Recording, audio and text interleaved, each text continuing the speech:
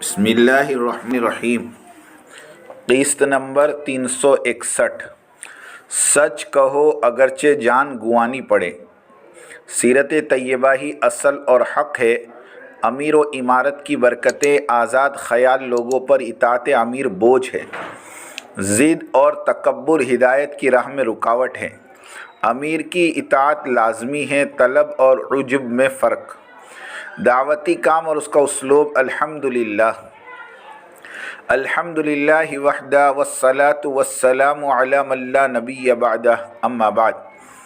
حق اور سچ بات کہو اگرچہ جان گنوانی پڑے۔ فلو صدقوا اللہ لکان خیرا لہم، پس اگر اللہ کے ساتھ سچے رہیں تو ان کے لیے بہتری ہے۔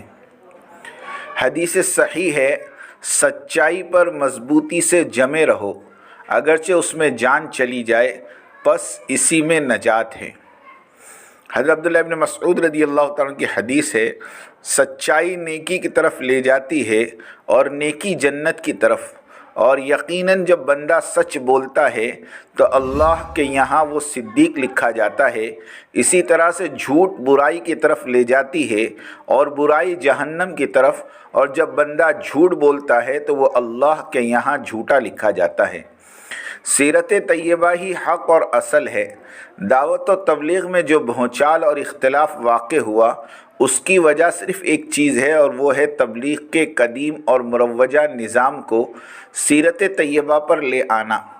مروجہ نظام 100 سال پہلے کا بنا ہوا ہے، اور وہ نظام اس وقت کی مناسبت سے بہت مؤثر اور فائدہ مند نظام رہا، اور اس حقیقت کو اس وقت کے مسلمانوں کے احوال کو جانے بغیر سمجھنا دشوار کن امر ہے۔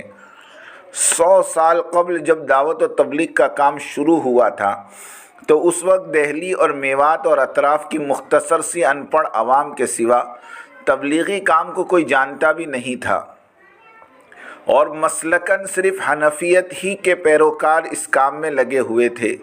ابھی پورا ہندوستان تو دور کی بات ہے، دہلی اور ضلع مظفر نگر کے آگے تک بھی کام نہیں پہنچا تھا، اور اس وقت مربیوں کی شکل میں چند خانقاہیں تھیں، جس میں حضرت اشرف علی تھانوی نور اللہ مرقدہ کا تھانہ بھون اور ان کا طرز تربیت اور تعلیم مشہور اور معروف تھا۔ لوگ دینی تربیت اور دینی مسائل کے لائن سے اس طرف متوجہ ہوتے تھے اور اپنی دینی ضروریات پوری کر لیتے تھے، اس لیے کہ حضرت الیاس صاحب رحمۃ اللہ علیہ نے اپنے متبعین کو اپنی ہدایات میں تھانہ بھون اور رائے پور کے خانقاہی نظام کی طرف متوجہ رہنے کی تلقین فرمائی۔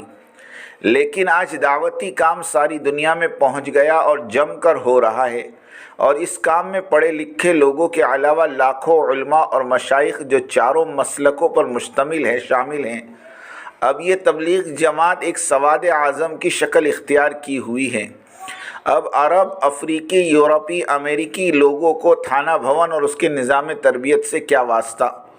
اب اس سواد اعظم والی امت کو ایسے منشور اور دستور دعوت اور دین کی ضرورت تھی کہ جس پر ایشین، افریقن، یورپین، امریکن اور عرب احباب مل کر بلا تفریق اور بلا اختلاف یکجہتی اور اجتماعیت کے ساتھ ایک مرکز اور ایک امیر کے تابع ہو کر کام کر سکیں۔ اس لیے امیر وقت حضرت جی مولانا محمد سعد صاحب دامت و فیوزہم اللہ کی عطا کردہ توفیق سے دعوتی کام کو سیرت طیبہ پر لے آنے کی کوششوں میں لگے ہوئے ہیں۔ اس کی برکت یہ ہوئی کہ کام 10 گنا زیادہ بڑھ گیا، لیکن اس سیرت طیبہ والی ترتیب سے صرف وہ لوگ ناخوش ہیں جنہوں نے تبلیغ میں نکل کر کبھی تبلیغی کام کو دیکھا ہی نہیں، اور ہم یقین کے ساتھ کہتے ہیں کہ معترضین اگر 4 مہینے کے لیے تبلیغ میں وقت لگا لیں تو ان کا کوئی بھی اعتراض باقی نہیں رہے گا۔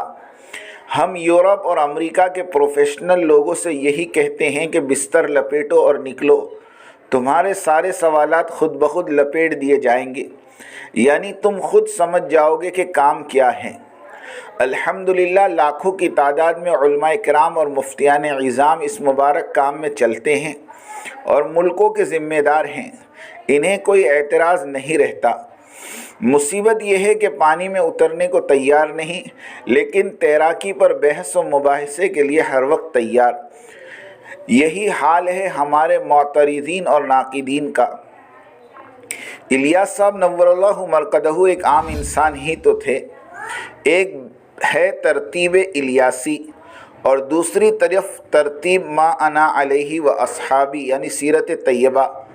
जब दोनों में से किसी एक चीज़ का इंतखाब करना हो तो बग़ैर किसी तरद्दुद और झिझक के मा अना अलैहि व अस्हाबी वाले तर्ज़ व तरतीब को अपनाना होगा। ये बात यकीनन जान लो कि हज़रत इलियास साहब रहमतुल्लाह अलैह नबी हरगिज़ नहीं थे और उनकी तरतीब दावत मा अना अलैहि व अस्हाबी के 100% मुआफ़िक थी, मगर उनके अपने वक्त के हिसाब से अब मौजूदा वक्त के एतबार से इलियासी तरतीब में वुसअत की ज़रूरत है। और चूँकि मौजूदा अमीर हज़रत जी मौलाना साद साहब हैं तो उन पर जो बात भी मुनशर होगी अगर वो खिलाफ शरअ ना हो तो बहैसियत अमीर उनकी इस बात पर अमल करना दावती अहबाब पर वाजिब है। रहे वो उलमाए कराम जो दावती काम में नहीं लगे और ना ही वो हज़रत जी को अपना अमीर मानते हैं, तो वो एतराज़ और तनकीद कर ले तो ये उनका अपना मामला है, हमें इनकी बातों से कोई सरोकार नहीं। लेकिन बहैसियत मामूरीन हम सिर्फ़ अपने अमीर की इत्तिबा करेंगे, किसी की कही हुई बातों पर तवज्जो नहीं देंगे। वक्त के अमीर के सामने साबिक़ा अमीरों की उन्हीं बातों को लेंगे जो मुतवातिर चली आ रही हैं, लेकिन मौजूदा अमीर की बात माननी लाजमी है। हदीस शरीफ में इशारा मिलता है कि अगर मूसा अलैहिस्सलाम भी दुनिया में तशरीफ़ ले आएँ तो उन्हें भी मेरी ही इत्तिबा करनी होगी। सही हदीस है, यानी जिस तरह सारे नबियों पर ईमान रखेंगे लेकिन इत्तिबा हुजूर की करेंगे, इसी तरह हज़रत मौला इलियास, हज़रत मौला यूसुफ़, हज़रत मौला इनाम की कदर और अज़मत से हमारा दिल सरशार होगा, मगर इताअत हज़रत मौलाना साद साहब दामत व बरकातुहुम ही की करेंगे। दीगर उलमाए कराम और उनके नज़रियात और एतराज़ात को तबलीगी उलमा के हवाले करना और यकसुई के साथ अपने अमीर की इताअत के साथ कुर्बानियों में सबक़त करना, यही हमारा तरीक़ा और हमारा शाआर है। हर एक बात की तरफ कान धरेंगे तो पागल हो जाओगे। हमने तुर्कियों के उलमा से पूछा कि तुम्हारे तबलीगी साथियों में कोई इंतशार नहीं, ना तुम्हारे पास कोई और ग्रुप और फ़िरका है?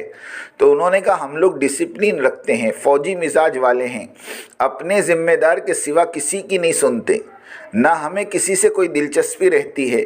100% इताअत वाली कौम है। मुल्क के सरपरस्त के एक फ़ोन पर पूरे मुल्क की आवाम 10 मिनट के अंदर सड़कों पर आ चुकी थी। किसी ने ये नहीं सोचा कि कुछ सोच लूँ, मशवरा कर लूँ। सुबहान अल्लाह, इसे इताअत कहते हैं। अमीर और इमारत की बरकतें, यदुल्लाहि अलल जमा, जमात पर अल्लाह का हाथ होता है। फ़ायदा, ये फजीलत सिर्फ़ जमात के लिए मुख्तस हैं।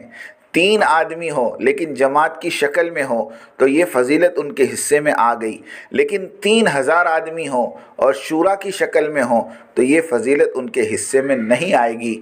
इसकी वजह यह है कि जमात बग़ैर अमीर के नहीं होती और शूरा का कोई अमीर नहीं होता, और जिसका कोई अमीर ना हो उसका शैतान अमीर होता है। और आज़ाद ख़याल लोगों को अमीर और इमारत हज़म नहीं होती। वयक़ूलून ताअ फ़इज़ा बरज़ू मिन इंदिक बय्यत ताइफ़तुम मिनहुम ग़ैरल्लज़ी तक़ूल वल्लाहु यक्तुबु मा युबय्यितून फ़अअरिद अन्हुम वतवक्कल अलल्लाह वकफ़ा बिल्लाहि वकीला।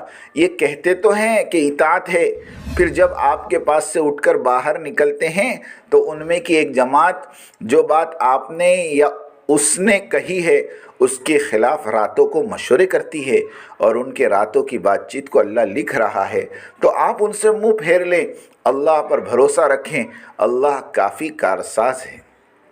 बात लफ्ज़ इताअत से शुरू फरमाई, यानी वो मुनाफिकीन मोमिनीन की मजलिस में होते हैं तो कहते हैं कि हम तो इताअत करेंगे, मानेंगे, सरनिगू रहेंगे, और जब अलग से अपने लोगों के साथ होते हैं तो रातों की तन्हाई में उसी इताअत वाली बात के ख़िलाफ़ मकर व फ़रेब की तदबीरें सोचते हैं। अल्लाह ताला अपने रसूल को तसल्ली दे रहे हैं कि इनकी इस दो रुखी से परेशान ना हो, अल्लाह इनकी इस बेहुदा साजिशों को बेनकाब करने के लिए काफ़ी है।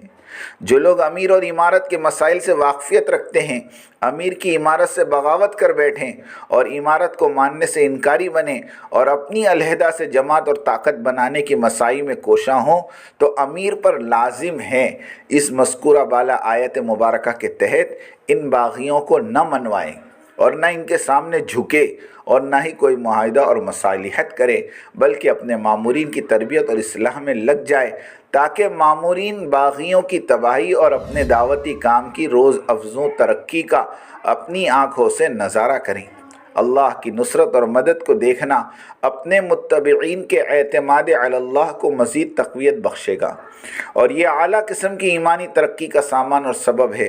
اور اس موڑ پر امیر کا باغیوں کے سامنے سرنگو ہو جانا مامورین کو تذبذب اور وسوسوں میں جھونکنے کے مترادف ہوگا، اس لیے کہ مذکورہ بالا آیات میں صراحت کے ساتھ حکم دیا جا رہا ہے فَأَعْرِضْ عَنْهُمْ وَتَوَكَّلْ عَلَى اللَّهِ وَكَفَى بِاللَّهِ وَكِيلًا، منہ موڑ لے ان سے اور بھروسہ کر اللہ پر، اور اللہ تعالیٰ کافی اور وافی ہے، یعنی اللہ ان مخالفین کو خود نمٹ لے گا۔ یعنی باغیوں کو مزید سمجھانے اور منانے کی ضرورت نہیں۔ مظلوم اور باغی میں فرق ہے۔ مظلوم وہ ہے جسے نکال دیا گیا ہو، اور باغی وہ ہے جو خود سے نکل کر بھاگا ہو اور دوسری جماعت اور گروپ بنا لیا ہو، اور فتنہ خبیثہ عالمی شورا والے خود بھاگے ہیں اور علیحدہ سے جماعت بنا کر فساد برپا کر رہے ہیں۔ کسی نے ہمارے ایک مدراس کے ساتھی سے کہا کہ جو گئے ہیں انہوں نے زندگی لگا دی تھی، تو ساتھی نے جواب دیا انہوں نے تو صرف زندگی لگائی، لیکن الیاسی گھرانے نے تو 4 نسلیں لگا دی۔ ہمیں حیرت ہے کہ لوگ کہتے ہیں کہ یہ حضرات مولانا یوسف صاحب کے ساتھی ہیں، سوائے مولانا یعقوب صاحب کے علماء میں تو کوئی بھی حضرت جی کے ساتھ نظام الدین مرکز میں تربیت نہیں پایا۔ مولانا ابراہیم صاحب دیولہ دامت و برکاتہم تو سن 1974 سے مقیم ہوئے، اور حضرت جی مولانا یوسف صاحب تو سن 1965 میں انتقال کر گئے۔ رہا جماعتوں میں مرکز نظام الدین جانا آنا، یہ تو سبھی کرتے ہیں۔